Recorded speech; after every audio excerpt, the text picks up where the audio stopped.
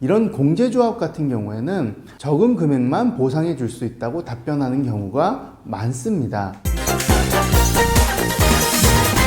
운전을 하시다 보면 다양한 교통사고들이 발생을 하게 되는데요. 그런데 상대방이 혹시 택시나 화물차, 렌트카와 같은 경우에는 상대방 보험사가 일반 민영보험사가 아닌 택시공제조합, 렌트카 공제조합, 버스 공제조합, 화물 공제조합과 같은 곳으로부터 보상 처리를 진행하시게 되는데요. 대부분 분들이 많이 알고 계시겠지만 이 공제조합들은 사실 금융감독원의 관리를 받는 곳들이 아닙니다. 민영보험사의 교통사고와 달리 교통사고 처리에 있어서 많은 난항을 겪게 됩니다. 우선적으로 이 공제조합들의 특징을 좀 아셔야 되는데요. 버스 공제조합, 택시 공제조합, 렌트카 공제조합, 화물 공제조합과 같은 경우에는 불특정 다수의 차량을 보험 가입시키는 것이 아니라 버스 운수회사나 택시 운수회사와 같은 곳으로부터 보험 가입을 받기 때문에 일단 규모 면에서도 재정이 그렇게 넉넉하지 않고요. 또한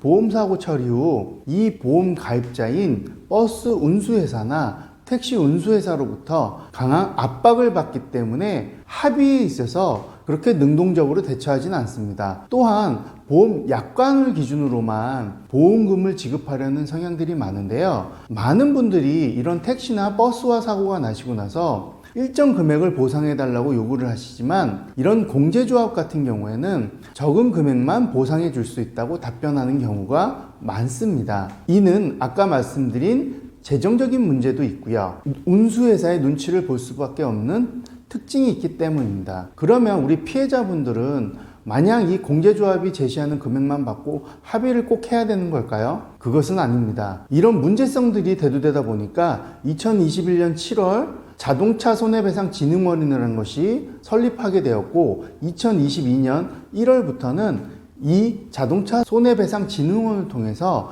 이런 공제조합과의 분쟁을 해결할 수 있습니다. 만약 이 공제 사이트에 들어가시게 되면 각종 분쟁에 대해서 신청을 하실 수 있고 혹은 후유장애나 의학적인 부분에 대해서도 도움을 받을 수 있습니다. 이 자동차 손해배상진흥원은 이런 공제조합의 불합리성이나 사고 접수 지연이나 거부 등을 해결하기 위해서 설립하게 되었고 이 기관을 통해서 공제조합과 원만히 사고를 진행하실 수도 있습니다. 다만 자동차 손해배상진흥원은 신청을 하시더라도 바로 진행되는 것은 아니고요. 그 분쟁에 대해서 통상 2달에 한 번씩 분쟁조정위원회가 열리다 보니까 사고 처리에 있어서는 약간 지연이 된다는 점에 대해서는 염두에 두셔야 됩니다. 그래도 과거에 비해서 이런 공제조합에 가입되어 있는 차량과 사고 시 해결할 수 없었던 상황에서